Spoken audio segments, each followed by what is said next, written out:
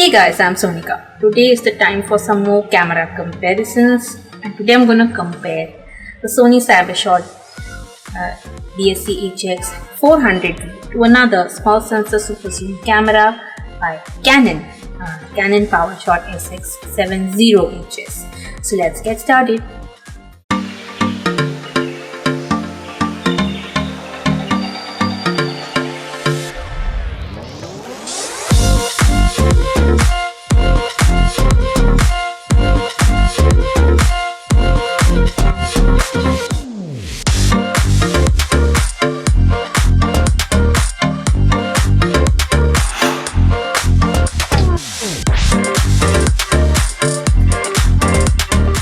Hey guys, I'm Sonika. Like I said, we're gonna compare the Sony CyberShot DSC-HX400v and Canon PowerShot SX70HS and try to figure out which camera is the best. So we're gonna score both the cameras based on their specs like video resolution, optical zoom, battery life, etc. The camera with the best score will obviously win. So let the games begin.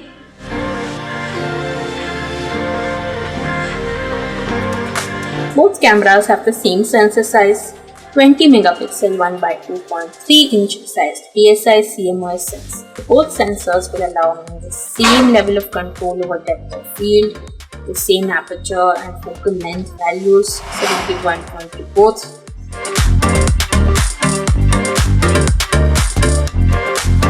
The price for HX400v will cost me around 24,999 rupees.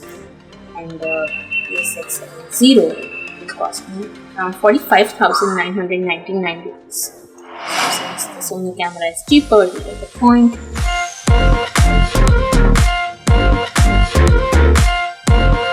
HX400v gives me the optical zoom of 50x, that is equivalent to around 1200 mm and 35 mm film terms.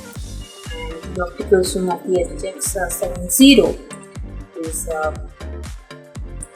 65x, that is equivalent to around 1365 mm. So since the SX70 gives me more flexible focal coverage, I get a point.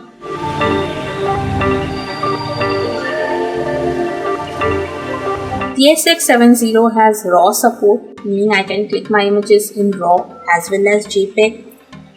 In the HX400v, I can only click my images in JPEG. So the SX70HS gives me more flexibility in post-processing and editing my images.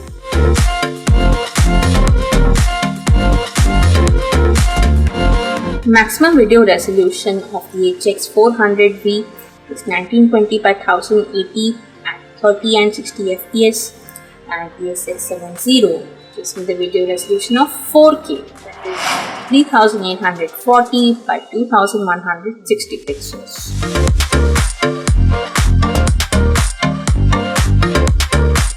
The HX400v has a tilting screen. Its screen cannot swivel to the side, but it can tilt from top to bottom. But the screen of the SX70 can tilt and swivel all the way around, so it can be very useful for vlogging and taking selfies.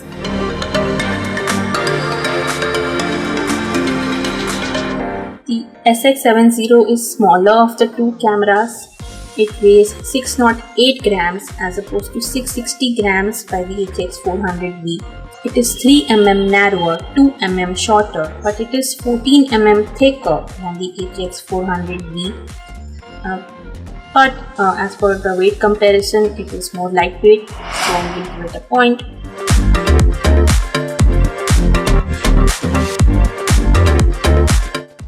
With a single charge, the HX400v gives me 300 shots and the SX70 gives me 325 shots. So that's 25 more shots by the SX70.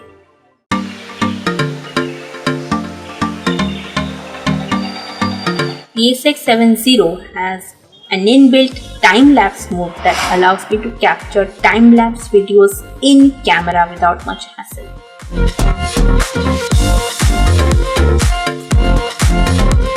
The SX70 has Bluetooth facilities, so I can easily transfer images from my camera to my phone, laptop, etc. This feature is lacking in the HX400v.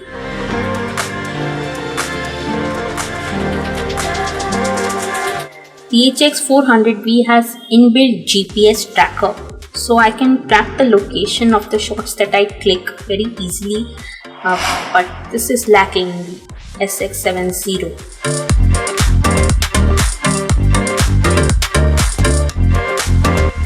Maximum ISO of the SX70 is 3200 and the same of the HX400v is 12800. So definitely the HX400v gives me better performance in low light situations.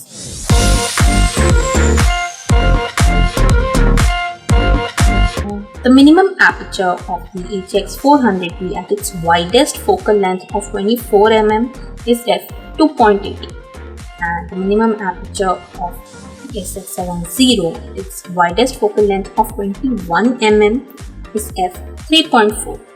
So the SX70 gives me 3 mm wider coverage, but at f2.8 the HX400v is faster at its widest end, so we'll give 1 point to both.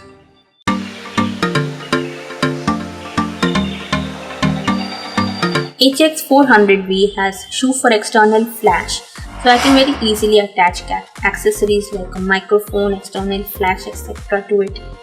And the SX70 does not have shoe for external flash.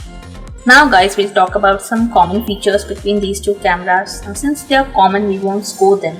But in case you want to buy any of these cameras, I think you need to know them. Both cameras have somewhat similar inbuilt flash, face detection focus, image stabilization, Wi-Fi and mobile connectivity, manual exposure, manual mode, auto exposure bracketing, LCD screen resolution of 921K dots, 10 frames per second of shooting speed, microphone and headphone jacket, and an electronic viewfinder. Both cameras don't have touchscreen capabilities. So guys, as per our scoreboard, the SX70 is the winner. But the competition has been very tough. The SX70 is better because it gives me RAW support, optical zoom, Bluetooth, 4K video recording. It has a very cool time-lapse mode, better battery life, and it's lightweight. The HX400v is also not very far behind. It gives me GPS, more ISO range, shoe for external flash, and all this comes at a lesser price. So if price is your priority, then you may go for the HX400v. It's not a bad camera at all. But if you can pump in more money, then you can go for the SX70. Here is a quick summary of the comparison between Sony CyberShot DSC-HX400v and Canon PowerShot SX70HS.